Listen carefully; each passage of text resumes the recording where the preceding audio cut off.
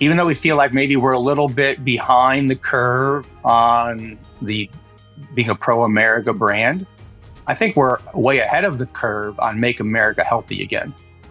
I think that's a good testament, right? If you're essentially growing your business by handing out free samples, because there's no hiding it. Mm-hmm. It's not hype. It's not, oh, we just had a really cool ad.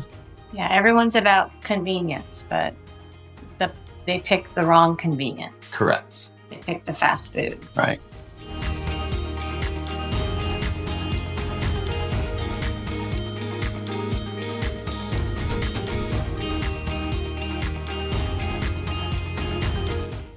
Hello, and welcome to the Liberty Spenders podcast. We are Kurt and Kristen Luthart, your hosts and co-founders of the Prosper Group, an agency that's raised over $500 million and elected over 100 members of Congress, 15 governors, 15 U.S. senators, and 1 president. And now, in addition to helping political candidates get elected, we're helping your business get elected by answering this question. What if you could exponentially grow your business by tapping into a unique and engaged audience that we call Liberty Spenders? Now, they are politically conservative or faith-based consumers, and they're looking to buy from businesses and brands that align with their values. And we've just launched a new book. If you want to learn more about that, you can access it for free at libertyspenders.com/free. Our guests today are Tony and Lori, co-founders and partners at Muscle Up Bars. That Muscle Up Bars is a company dedicated to clean, effective nutrition, and they have a passion for empowering healthier lifestyles. They created Muscle Up Bars to fill a gap in the market with high-protein, low-sugar bars that are free of fillers like maltodextrin and sugar alcohols. Maltodextrin sounds like it'd kill you, just the name. Yes, their mission is simple: real, wholesome energy to fuel active lives. We found them because they were on Public Square's sort of QVC type show that they do. But their background's even cooler. Tony's got a background in finance and has used his expertise to help grow Muscle Up Bars into a thriving business. Lori's a trained audiologist and also a dedicated fitness coach, specializing in masters athletes and legends. And they bring great fitness experience, having competed, both of them, in the national level in both Olympic weightlifting and CrossFit. So we're going to talk about that. That seems really cool. But they both come from families with members who've proudly served in the armed forces. Lori and Tony are inspired by a sense of duty, honor, and giving back. As a pro-America company, they're passionate about bringing a brand that embodies hard work, quality, and commitment to helping others reach their health goals. Thank you for joining us. Yes, welcome. Thank you for having us. Yeah, happy to be here. Even though I immediately need to go work out. Immediately. Inspired already. Yeah, we're particularly excited about this. I know from a brief conversation that we had with Tony that you guys have a really cool story of how this idea hatched and how you started your business. And I just wanted to dive right into it because I think our audience will love it. Sure. Well, we weren't talking or speaking about starting a business together. It was the furthest thing from our mind. It actually, one night while I was sleeping, I literally had a dream, and the dream was vivid in my mind. I can still see it today. It was almost like I was hovering above myself, looking down, and I was watching myself make protein bars in my kitchen with ingredients that I had in the pantry. Whey protein powder, sweet potato are the 2 main ingredients. And I was almost watching myself put the recipe together. And when I woke up, normally when you wake up, you forget your dreams, all the details. I woke up and it was still vivid in my mind. And I said, Lori, I just had a weird dream. I don't know why I'm having this dream, but I was making protein bars with sweet potatoes. And you said, What did I say? I don't like sweet potatoes. Well, there's that. Way to just weird. I don't like crush sweet potatoes. that I know you dream. don't, but I don't know why I'm having this dream. Yeah. I love that. And you know what? After reading your book, we were in Chicago a couple weeks ago, and we had, as often happens at O'Hare Airport, an 8-hour delay. Oh, So I had plenty of time to read from cover to cover your entire book, listen to a few of your podcasts. And I started thinking, I'm wondering if this dream I had was maybe something more than a dream. Uh-huh. Maybe it was some type of calling. I'm not sure. But that's what got us started. I couldn't get this idea out of my head. And probably for 4 to 5 weeks, I was thinking about it. And I finally said, I'm just going to try this. Because I had all the ingredients in my kitchen and I followed what I saw in my dream. I put this recipe together, brought it to my local gym and handed out samples. And one of my good friends, Sean, an Air Force veteran, was one of the first to taste them. He said, "These are great. Where'd you get them?" I said, "I just made them in my kitchen." And the rest is history, as they say. So he gave you the feedback that you really were hoping to get, right? Yeah, and Sean doesn't compliment a lot of people or a lot of things. So when he said the bars were delicious, I knew we had something. Yeah. And that was that 8 years ago now or longer? 15? 15, 16, around that time frame was when I started making them in my kitchen. And then, what we did was we said, maybe we can turn this into a little business. We weren't really thinking about it, but intuitively, we sort of knew that there wasn't anything like this out there in the market. I'm not a big protein bar guy because I was never able to find one that I liked. Because every time I went to a CVS or a gas station or a 7-Eleven to try to find one, I'd read the label and I couldn't find anything that I liked. Either had too much sugar or too many chemicals or not enough protein. And it was just really frustrating to try to find something that fit what I was looking for. So we said, well, this fits obviously what I'm looking for. People like it in our gym. Let's go to Whole Foods. Yeah. And we went, you tell the story about Whole Foods. Yeah. We walked into the aisle that has all the protein bars. I'll say protein bars, but yeah. In air quotes. Yeah, exactly. Because we pull one down and, this looks good. It says protein bar. And a lot of them had more sugar than protein. So I'm like, how is this not a candy bar? That's a sugar bar. Exactly. Right. We couldn't find any that had something like sweet potato as the carbohydrate. And at the time, that was just really big in CrossFit. Protein and sweet potatoes. Sweet potato is nature's best carbohydrate, I would say. Of course, I don't like them on their own, but I do like them in the bar. You can't taste the sweet potato in the bar. It's just a nice, natural, subtle sweetness of the bar. Yeah. Nice binder. But we couldn't find everything we pulled down, unless it was more of, what do you call those bars? Like a jerky.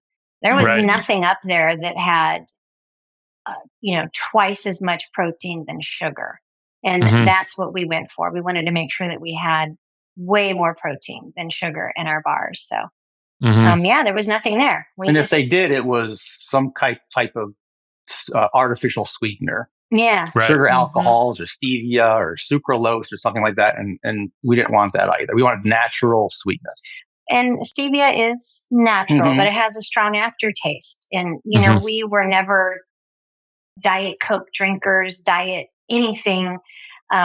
So that aftertaste, so many people don't like bars because of that. So you're hitting on something that I think is important. I know a lot of entrepreneurs or people listening will relate to, Tony, your comments about I just had this idea and, maybe people have these different reasons, and then, let's go and find out. Let's see what's out there. And, I can't find this, right? You're trying to solve this need in the marketplace. And, Lori, the point you're making, we now know, there was so much drilled into us about sugar, sugar bad, sugar bad, sugar bad.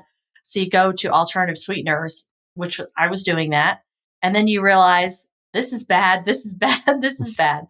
So, I think it's amazing what you guys are trying to do. And of course, your background and understanding of fitness and the body and nutrition really would help hey, we have these certain standards and we're not finding those, which means there's a gap in the marketplace. Yeah.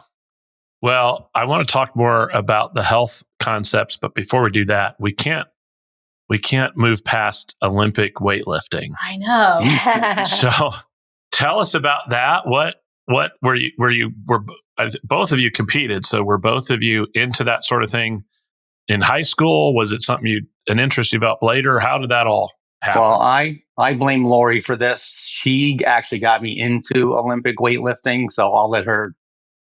Yeah, as being involved in the CrossFit world and a CrossFit coach, Olympic lifting to me was very attractive because you have weight classes and you have age classes. I'm not a real big person and I'm getting older. So it was very appealing to be able to compete against people in the same situation, the body same age and same issues, weight. same weight, So when Tony and I met, he decided he wanted to do that as well. And we had a really, just a fun time competing together. We would do the same competitions, sometimes same day, sometimes it would be Saturday, Sunday. So we really enjoyed doing that together. But it was, for me, easier on my body. I know that sounds kind of crazy. But if you've heard anything about CrossFit, sometimes it's 50 of something for time. Well, I didn't have to do that. I could take my time. I could compete against myself and others, but just try to continuously get better at my pace. So that was good for me. Yeah, and Olympic weightlifting is a little bit different than what I think people think about. It's not powerlifting. You have to be strong, but it's more about technique than it is about strength. That's a combination of the two. So, I equate it to playing golf. When you ever play golf, there's always you're always working on your technique. It's the same thing with the snatch in Olympic lifting. It's very technique. It's very specific about technique. So it's something that you never master. It's just like golf. Some days it feels great. Other days, I just can't do things today. So you wait for the next day. Well, and that's, I'm sure, inspired a lot of your passion for fitness and for helping other people with fitness challenges. You yourself, or your coach. So I know that that's something that you have a passion about is some of the challenges we see in our country with obesity, et cetera. And I'm sure there's a real synergy between muscle up bars, what you're doing here, and that passion. It sounds like you've had for a very long time. Yes, for sure. And Lori has sort of a specialty. She's sort of known in the area as the coach for, let's say, older athletes. Tell me about your Legends class that you coached. Yeah, so you mentioned Legends earlier. So Legends were really anybody, I would say 65 to 80. But that also correlates with me as an audiologist. Most of the patients that I'm fitting with hearing aids are older as well. So, these are all people that want to live a good life, that want to be involved, that want to be on earth longer and want to be healthy. And, they're doing something. It doesn't matter how much weight they're moving, but they're there, they're showing up, and they want to be stronger and healthier. So there's definitely a correlation, but I do have a love of that demographic. It's a lot of fun to train. It's and you have those people doing Olympic lifting as well. Yes. Yeah. So you're never too old. Nope. Yeah. Well, what are some of the stats? I know you guys have studied this again, and this was a huge driver of why you wanted to do this. So tell the audience about that, about what you've learned and why this was so important for you to pursue. Well, I think it's pretty much common knowledge now that as Americans, we're not the most healthy country. Okay. I'll say. Statistics say that 40% of Americans, which is around 120 million people, are considered obese. And about 10% or about 33 million people are considered morbidly obese. And how did we get that way? That wasn't the case 30 years ago. So what's happened? Well, we eat way too much sugar. It's in everything. It's in bread. It's in drinks. It's in packaged foods. Yogurt. It's in yogurt. Things that are supposed to be healthy. Sports drinks, protein bars. You're thinking, I'm eating all this healthy food, but it's packed with sugar.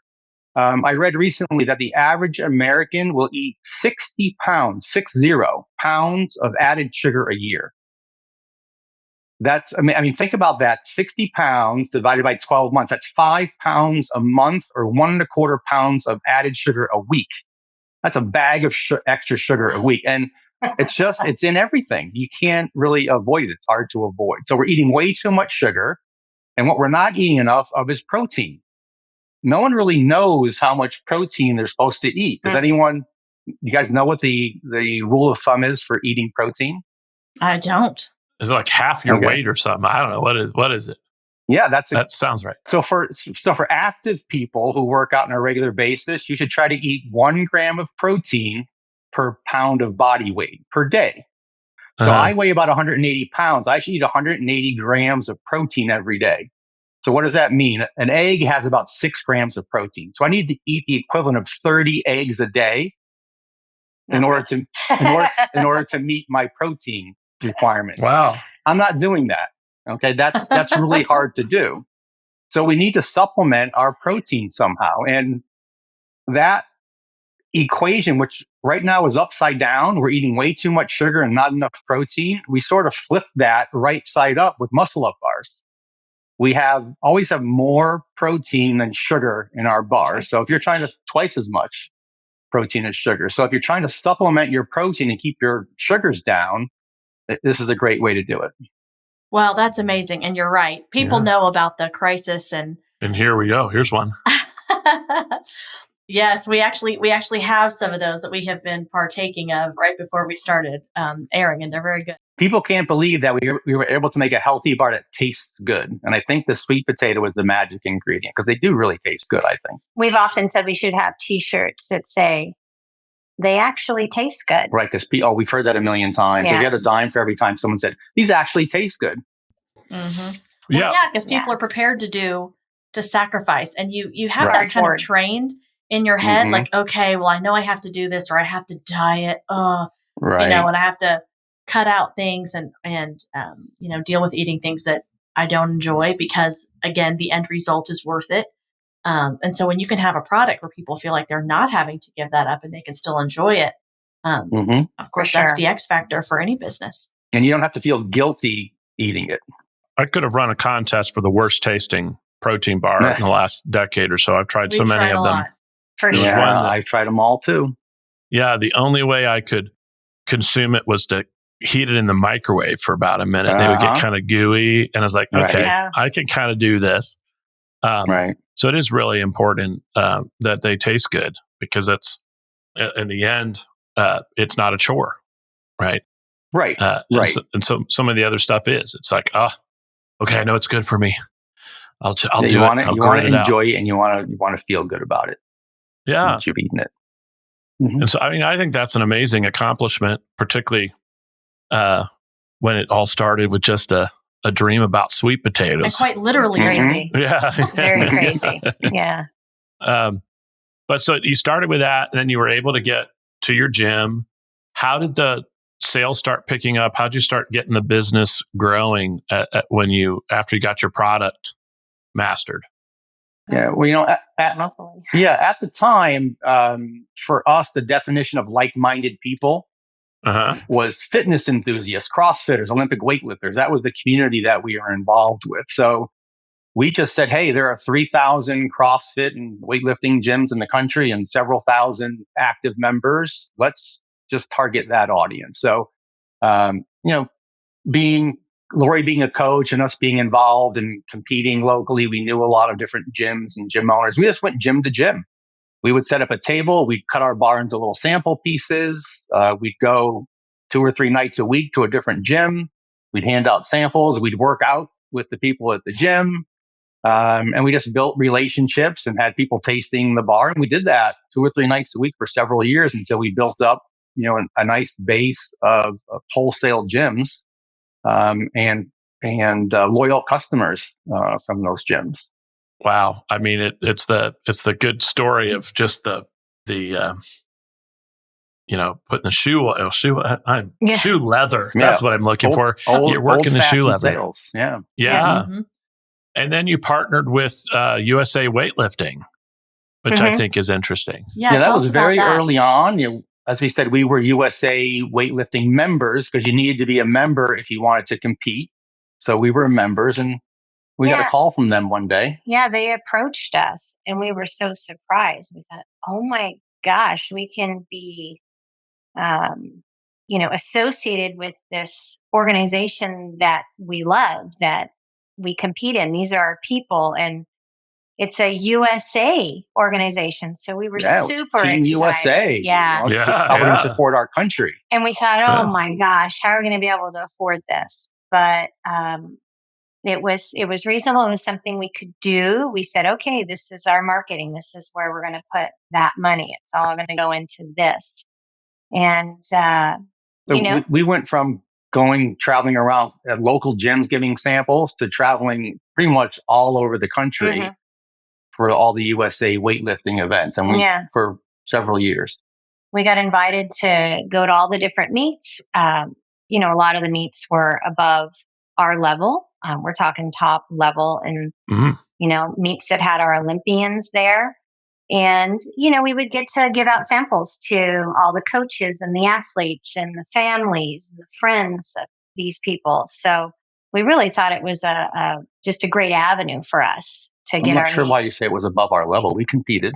Yeah, we did. Not like that. We did compete at national events. Yes, we did. Yeah. There are. You know what I mean. We're not Olympians for any. Yeah. So, we just thought it was a great avenue for us. Mm-hmm. So it was for a few years.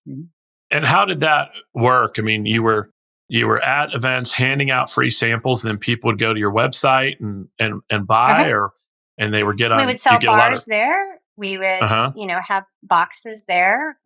Coaches would sign up for wholesale accounts. Yeah, we'd sign up gyms. We'd hand out coupon cards for our website.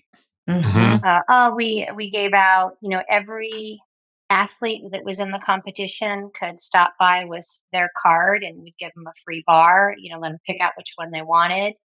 So, just really try and, we always said the bars tasted so good. If we could just get them in the mouths of people, right, they would sell. Well, I think that's a good testament, right? If you're essentially growing your business by handing out free samples, because there's no hiding it.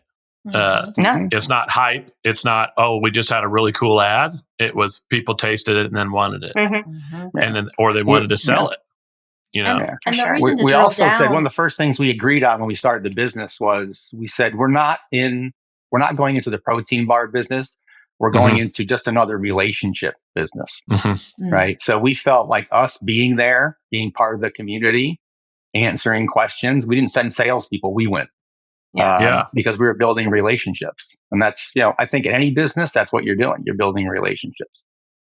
That's 100% true. And why we wanted to drill into this with you is, again, you're such a great example of someone who has, as Kurt said, the shoe leather and put in the work. And I love the utilization of events. We talked to a lot of clients about this. And again, it depends on what your product or service is and what makes sense. But I think so many business owners were so focused on paid ads, marketing. We got to have the right marketing message and slick. And there's a lot to be said for, as you said, relationship building, networking, going to the right events where you've got a target rich environment, and using that to build your network and to build a sales funnel. And so I think this is really powerful. And it's a great example of what other people trying to build their business should look to, because again, that hard work and putting that in accounts for so much. And of course, there's costs involved with that too, but that is what can really build a nice, loyal following, and people who can give you testimonials, people who can vouch for the quality because they tried it themselves. Right. And touching on, basically us being people, every single order that we have sent out since we started has a personal note in it, handwritten, to that consumer, thanking them for their first purchase, thanking them, thanks for buying a second time. It's usually Lori because my handwriting's bad. So, we want them to know how much we appreciate them. So we've never stopped doing that. And for those of you who are listening who think that might be too much, there are ways to automate a lot of that. So nobody be intimidated about what that means, because as you scale, you need systems to scale that. But there's a ton of ways to do that. I think that's amazing. it's probably led to what I consider to be an impressive number of testimonials when I hit your website and checked you guys out. I'm generally impressed if I go to a business and there's 25 or 30 testimonials of any size. And I think you guys were in the thousands of testimonials. We definitely have loyal customers. We have a great subscription business, people who buy on subscription. Our repeat customer rate is really high. Our shopping cart rate, purchase rate is really high. We really appreciate and love our customers. Yeah. Well, to go back to the USA weightlifting relationship, I understand it kind of evolved over time. So you're going to all these events, you're handing out your bars. It's going great, but then you made a change. So talk about that. I'll let you talk about that. Well, actually, Lori pointed it out to me. She said, "Have you noticed what's going on?" This was about the time, like I said before, our definition of like-minded was fitness enthusiasts, right? But then the country started shifting. Things started getting weird, right? The country started going left and right, and you had to sort of pick a side. And Lori said to me, she sort of mentioned to me, "Have you noticed that USAW is sort of going in a direction opposite of where we'd like to go?" Right. We thought we were supporting Team USA.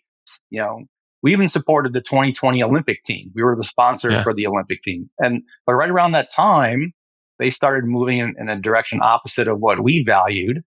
There was a big controversy about that Olympics, about transgender athletes in weightlifting. There were a few in the Olympics. Mm-hmm. I mean, weightlifting, right? I don't know that there was There were. No. Not on Team USA. Yeah, some other countries, yeah. But there were other events with masters athletes that had transgender athletes, take the gold. And it was hard to watch that. It was a masters event, and we're masters. And how is that fair? I joined, right? Because I talked about being able to compete against women my age and of my weight class. And now this is different. I mean, that's the way lifting always was. You always competed against your weight, your age, and especially in a sport like weightlifting. It's so difficult. Yeah, it was tough for us to see that, and it was definitely a bummer. So our contract was coming up with that, and for that and some other reasons, we just decided to part ways and follow our values and let them follow theirs. And it was a great relationship while we had it, but it was time to move on. Mm-hmm. Mm-hmm. Yeah. Well, I think this was all, much of what you're talking about was either pre-COVID or during COVID. Mm-hmm. And I know you guys changed a lot of, what you were doing during that time. So how did your marketing and sales and company evolve during and post-COVID? So prior to COVID, I would say, what would you say, 80? Yeah, the vast majority, 80+%. 80% of our business was wholesale. To gyms. Yeah. Mm-hmm. And a few local markets. Mm-hmm. And then when gyms shut down, we lost all that business. And then when gyms were allowed to open up again, they either couldn't afford to have a product on their shelves because they were struggling. There were even some states that wouldn't allow gyms to let their members eat in the gym because of post-COVID stuff. So we had to just pivot entirely and try to really go direct to consumer, which has been great for us. I would say now we're probably 80% direct to consumer. So, a huge flip-flop.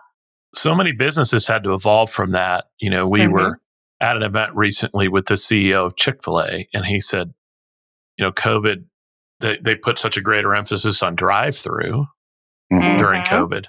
And he said, now 80% of their business is drive-through. I wouldn't have guessed that. although as I've observed lately, I've noticed when we're going to fast food and stuff, people are just driving through, but it's just crazy. Everybody, pre and post, all these businesses had to change, but it sounds like the evolution you guys got ended up being kind of a blessing. Absolutely. Yeah. It was hard. It was a tough couple of years, trying to get some footing there, And I know you guys moved a little away from some of the traditional marketing channels like Facebook and Google. So what led to that too? Was that affected by COVID, or why not? This was all around the same time.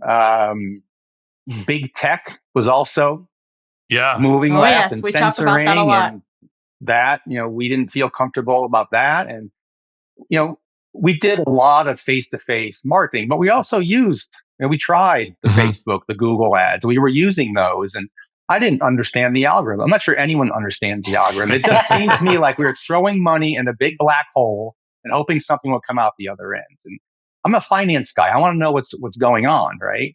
And I didn't like that. And when they started to, censor and there's trolls, just so many trolls. Yeah.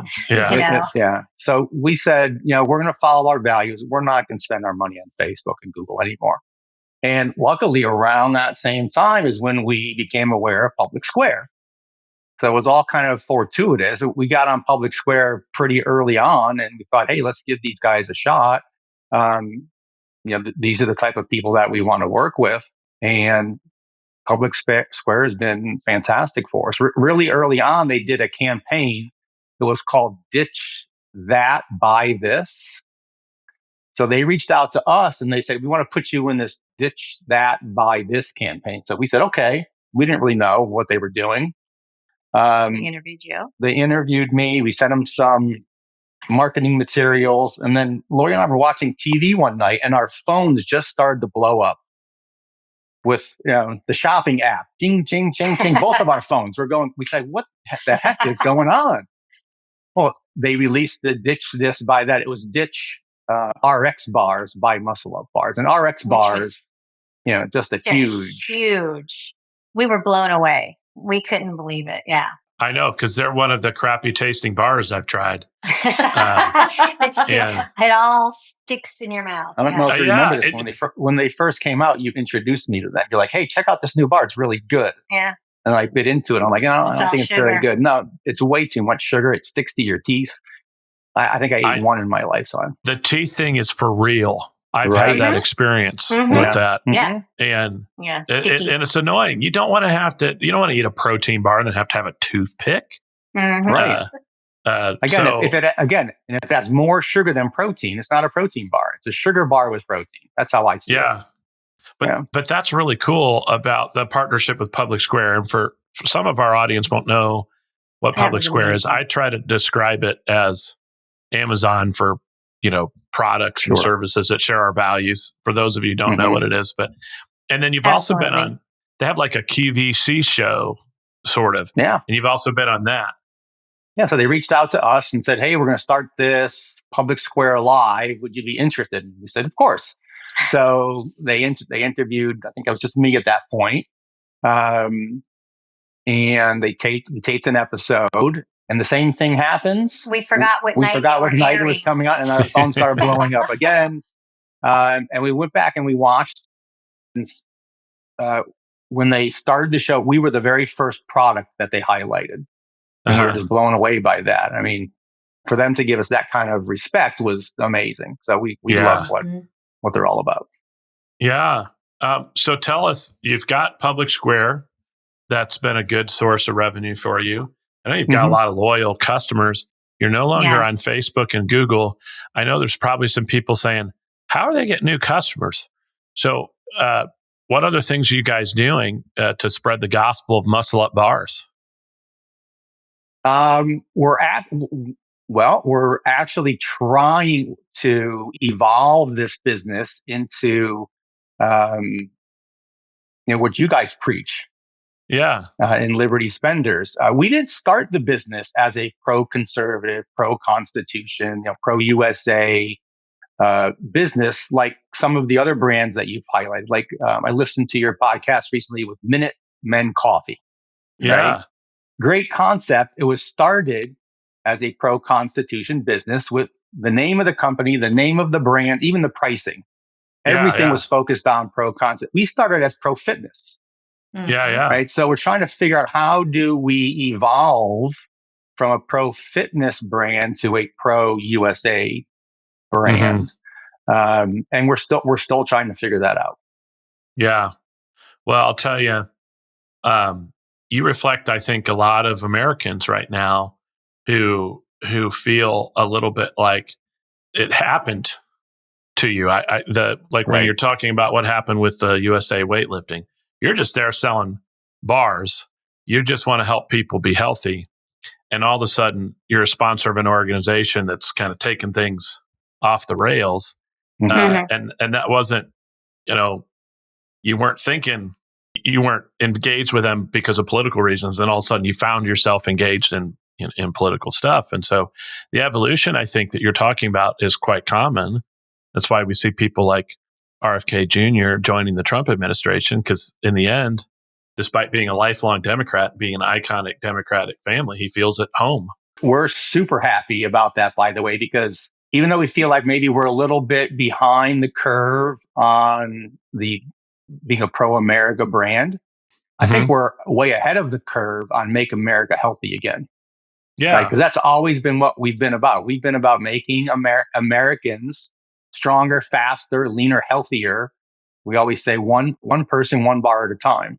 So that's been our mission since the beginning. So we're glad that RFK Jr. is catching up with us. Yes. Yes. Well done. And I was just going to tell you, you are not behind. You are right on time. And again, it's why we've been so excited to talk to you and share your story, because again, there's the work involved, and these things, as Kurt said, you weren't seeking them out. You just noticed the shifting of what was happening, and you felt like, hey, I've got to do something. I've got to stand up for my values. I need to be authentic to what I think is true. And again, you're not alone. There are so millions and millions of people and consumers that feel this way, and they're looking to support businesses just like yours, which is why we want to highlight you and commend you for what you're already doing. And so you're not behind. You're right on time. Yes. Okay. Yes. So can I turn the tables and ask you a question? We're in. All right. Let's go. We didn't prepare for this, but since the election, I don't know if we haven't discussed this, but since the election, I feel almost liberated. Right? I feel like it's okay now to be conservative and to be pro-American. And I realized recently that for the last 4 or 5 years, I as a white male, registered Republican, registered gun owner, I had 4 strikes against me already. And I almost felt like I had to keep my mouth shut. And I felt like I was almost oppressed by the government. I have an example. One of the companies that you highlighted, Patriot Mobile, I've been aware of them for years. I was afraid to move my cell service to Patriot Mobile because that would have been my 5th strike. Right? And I didn't want to end up on a do not fly list or be debanked or something like that. So I really felt oppressed. Right? Now I feel like it's okay. So what's your question for them? Oh, have you heard this from anyone else, or am I crazy? You're not at all crazy. In fact, I think it's in part what's motivating so many businesses to get into this sort of parallel economy, patriot economy, to want to market to Liberty spenders, because a lot of people feel like they can't trust the big brands. Debanking, by the way, comes up all the time when I'm talking to businesses. They're absolutely frightened about being debanked because they sell guns, which is a more obvious one, or because they support an organization that the government's not behind. I mean, consider our Canadian friends. We just did a podcast with a fellow named Mike Volz, who lives in Canada, and that's been moving here, by the way, moving to the U.S. because he's scared of that very thing, because it's been done there. People who supported truckers who were protesting COVID policies, peaceful protesters, their money was taken. They took away their driver's licenses, their insurance. They threatened to take away their kids. And it's happening in Europe right now, with their new speech codes where they're showing up at people's doors because they tweeted something, now X or whatever. And you have Governor Newsom threatening Elon Musk when he posted a parody video. So it's very real. I think people are concerned about this. And so you're not the only one. And you're not the only one who said, I think I want to keep this to myself. But I know that that's fueling so much of these brand decisions right now. And so it's an opportunity. We realize this ourselves, and we discover more of it all the time. Speaking of Public Square, one of their brands is Every Life Diapers. And to find out that the diaper companies we were working with, they were donating to Planned Parenthood, which seems really counterintuitive, right? We're a diaper company paying for abortions, but we switched to Every Life, which is a Public Square company, because we know they support crisis pregnancy centers and women who are in challenging situations. And so, no, I think you're not the only one seeing it, and I do think there's a big sigh of relief from people who feel like there's freedom and free speech will be protected in this administration, and will avoid looking like Canada and Europe. So you shouldn't feel alone. You're right on time. Same with what Kristen was saying. You're showing up right when I think a lot of people are looking for somebody just like you to do business with. So we always love to end every show with our lightning round, rapid fire section, and ask people, what legacy do you hope to leave behind from your work at Muscle Up Bars? Lori? No, I'll leave that for you. Oh. As I said earlier, our mission really is just to try to help Americans be healthy. Our mission statement is to help every American become stronger, faster, leaner, and healthier, one person, one bar at a time. As we mentioned earlier, it really is a crisis in this country. We take our health and fitness fairly seriously. We try to take good care of ourselves, and we just want to help other people do the same and make it easy and convenient for them to eat better and be healthier. Yeah, Awesome. Everyone's about convenience, but they pick the wrong convenience. Correct. They pick the fast food. Well said. Ooh, that's actually really good. That should be a video in and of itself. I think that's really good. Speaking of this, I was able to sneak. I stole it from Kristen. I snuck a taste also of the peanut butter one. So good. Which I rate is better than the chocolate chip one. It was so really good. It is our most popular bar, the peanut butter bar. I can understand now. I had only tasted the chocolate chip previously. Well, now... Do you remember who gave us the idea to do that one? The peanut butter one? Yeah. So, Celia. Was it you? Celia. No, there's a woman on, she actually lifts for the Israeli Olympic team. Her name is Celia Gold. And she said, you should make a peanut butter bar, because one of her favorite meals was peanut butter on a baked sweet potato. And I said, that sounds weird, but we'll give it a try. And it's our number one seller now. So thank you, Celia. All right. Thank you, Celia. Yeah.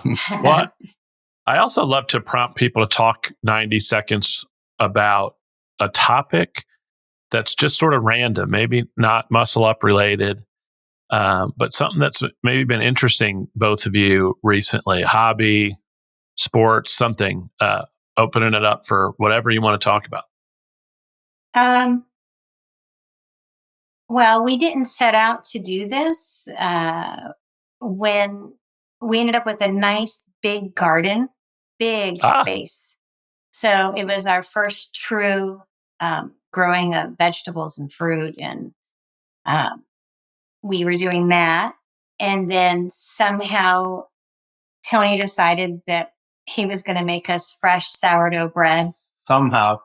Lori's from California and she loves sourdough, and she bought me a sourdough starter for Christmas. So that's last year. Hint. Last Christmas. That's a little more than a hint. Yeah. So we don't buy bread from the store anymore. I make at least one nice big crusty sourdough loaf every week. And also, this all happened within the last year. This was our 2024. I learned how to make homemade yogurt. We eat a lot of yogurt in this house because it's a great source of protein. So I learned how to make homemade yogurt, and now I don't eat store-bought yogurt anymore.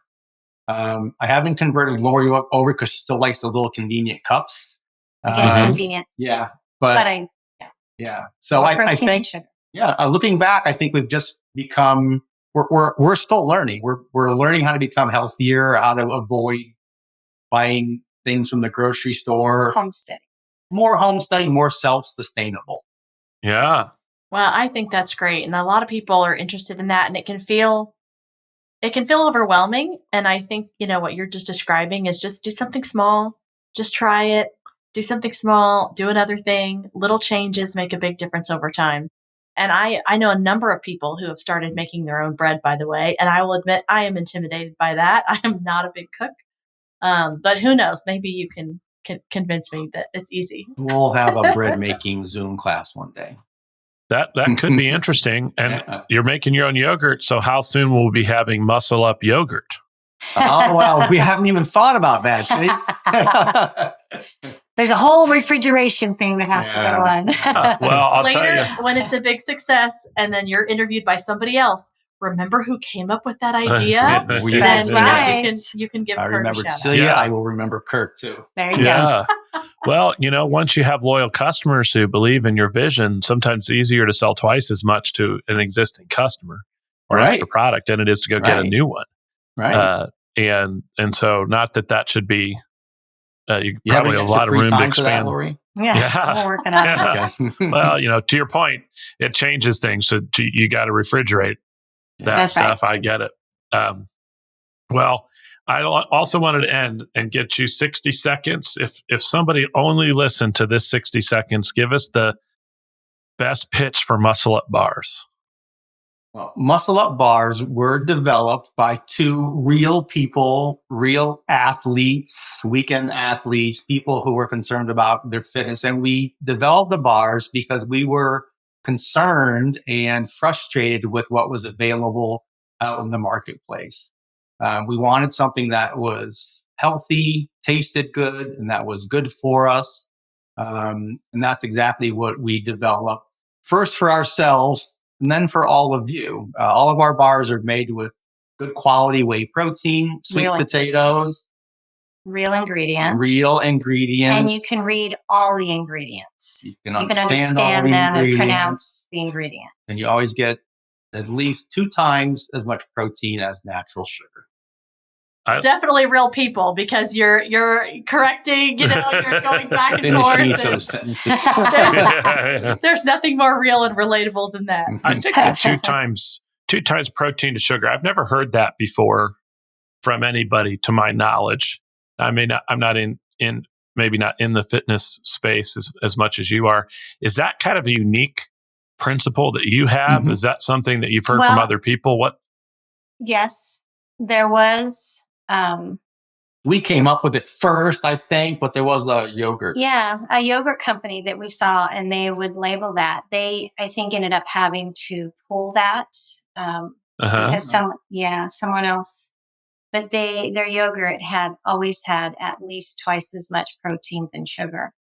So that's the yogurt that I eat. Now. For now, right? Until I switch. We have to figure out how to put it in little. Maybe for Christmas he'll give me a bunch of little containers. Yeah. Well, it's been such a pleasure to hear your story and hear about your success. There's a lot, I think, for people to learn from it, and so I really appreciate you getting on. For people who want to try the Muscle Up bars, which I encourage everybody to do, you can find them at muscleupbars.com.